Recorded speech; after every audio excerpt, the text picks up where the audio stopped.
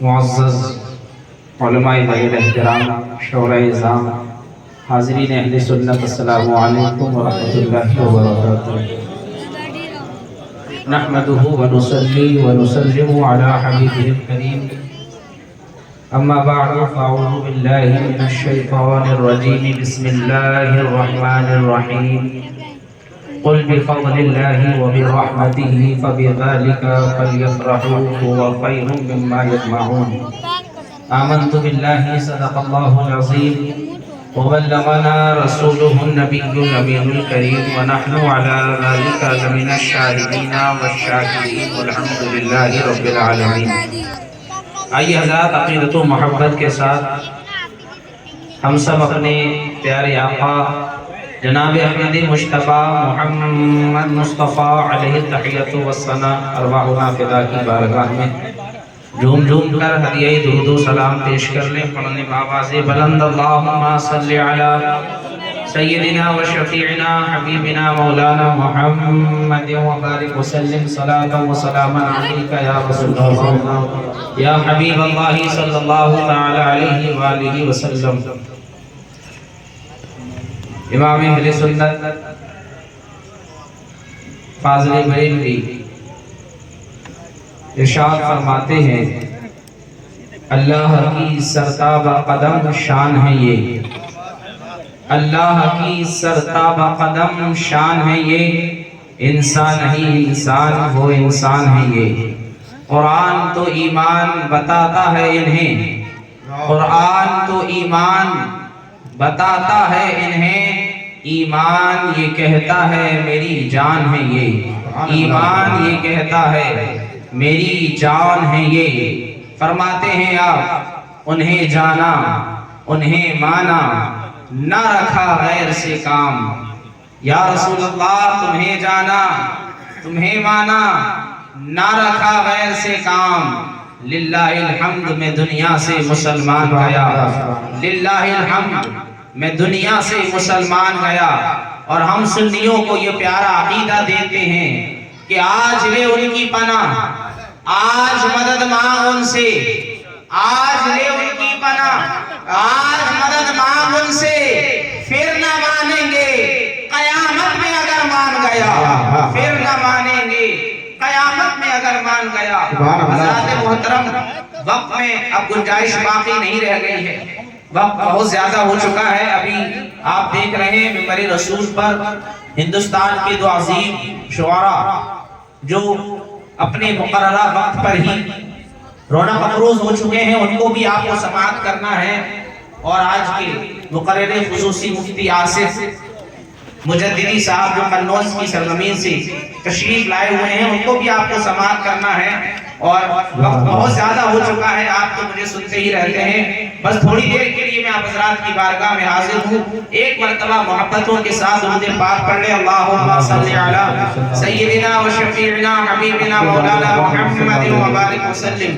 صلاۃ و سلاما علیک یا رسول اللہ یا حبیب اللہ صلی اللہ تعالی علیہ وسلم۔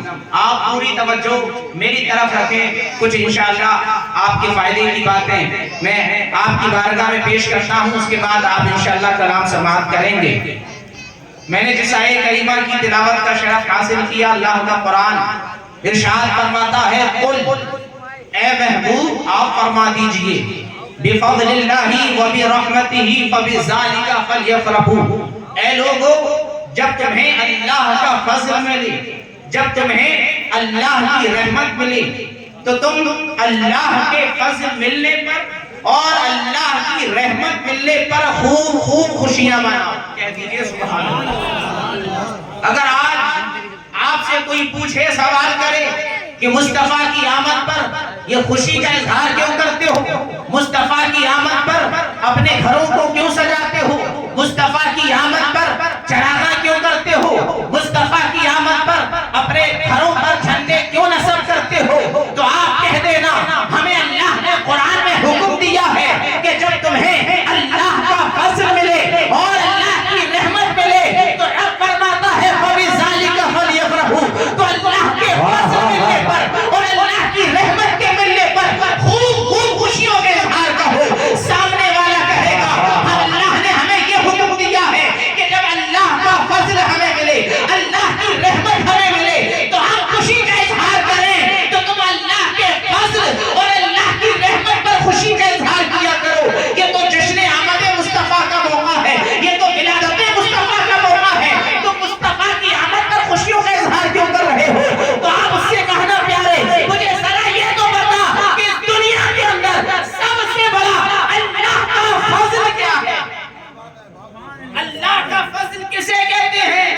کہیں اور جانے کی ضرورت نہیں، بلکہ قرآن ہی سے پوچھ لیا جائے، اے قرآن تو بتا کہ اللہ کا فضل کیا ہے؟ تو قرآن فرماتا ہے وَدَاعِيًا إِلَى اللَّهِ بِإِذْنِهِ وَسِرَاجًا مُنِيرًا وَبَشِّرِ الْمُؤْمِنِينَ بِأَنَّ لَهُم مِّنَ اللَّهِ فَضْلًا كَبِيرًا۔ اے محبوب آپ بتا دیجئے کہ اللہ تبارک و تعالیٰ نے اپنے مومنوں کے درمیان، اپنے بندوں کے درمیان اپنے محبوب کو بھیج کر کے اپنا فضل فرمایا ہے، اور صرف فضل ہی نہیں فرمایا، فضلاً کبیرا، اللہ نے سب سے بڑا فضل ہمیں اپنا محبوب دے کر کے فرمایا۔ قرآن کی آیت سے ثابت ہو گیا کہ مصطفیٰ کریم صلی اللہ علیہ وسلم سب سے بڑے فضل ہیں اللہ کے، اور اللہ نے فرمایا جب اللہ کی رحمت ملے تو اللہ کی رحمت کے ملنے پر خوشی کا اظہار کرو۔ آؤ قرآن سے پوچھ لیا جائے، اے قرآن تو بتا اللہ کی رحمت کیا ہے؟ تو قرآن کہتا ہے وَمَا أَرْسَلْنَاكَ إِلَّا رَحْمَةً لِّلْعَالَمِينَ۔ اے محبوب ہم نے ساری کائنات کے لیے آپ کو رحمت بنا کر کے بھیجا ہے، صرف رحمت بنا کر نہیں بھیجا ہے بلکہ کائنات کے اندر جس کو رحمت عطا کی ہے تمہارے ساتھ۔ تو پتہ یہ چلا فضل بھی مصطفیٰ کی ذات، رحمت بھی مصطفیٰ کی ذات۔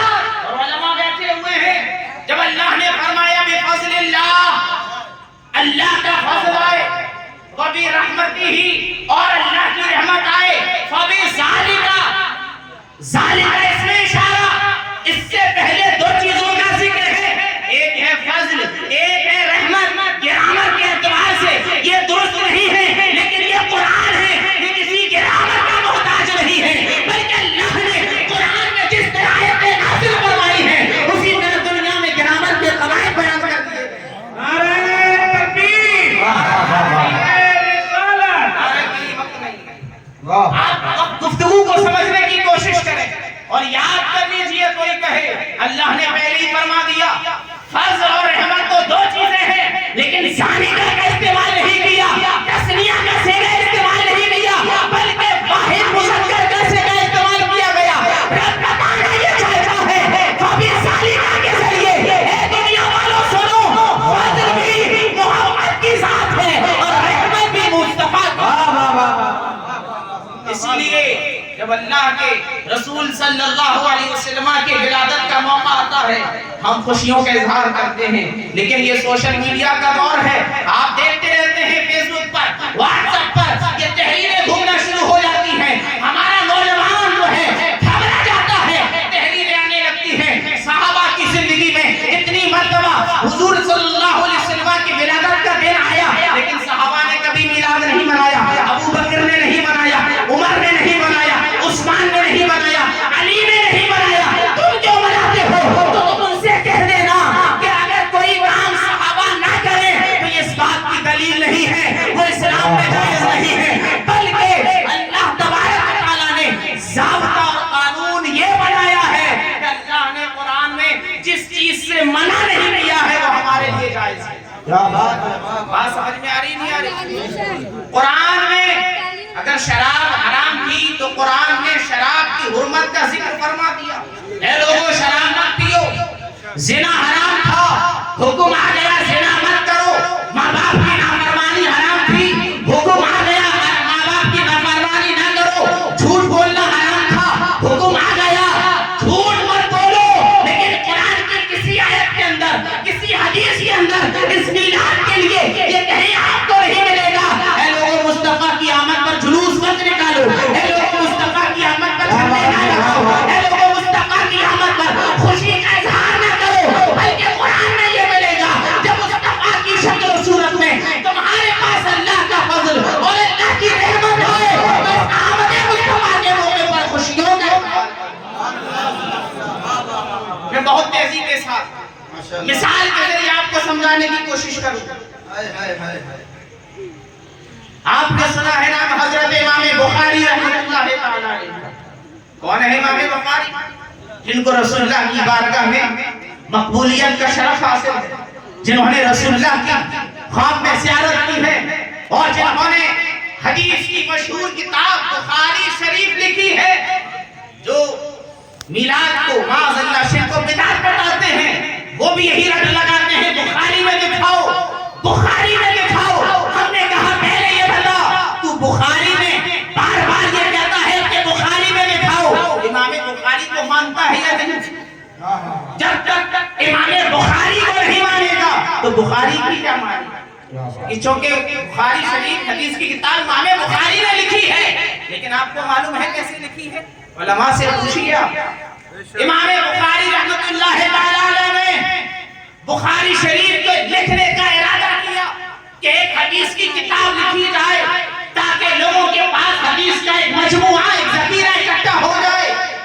آپ نے حدیث لکھنے کا ارادہ کیا تو آپ مکہ مکرمہ جاتے ہیں، مکہ مکرمہ کا سفر کرتے ہیں۔ مکہ مکرمہ جانے کے بعد آپ آب زمزم کے کنویں کے پاس جاتے ہیں اور آب زمزم سے امام بخاری رحمۃ اللہ تعالی علیہ تازہ غسل فرماتے ہیں۔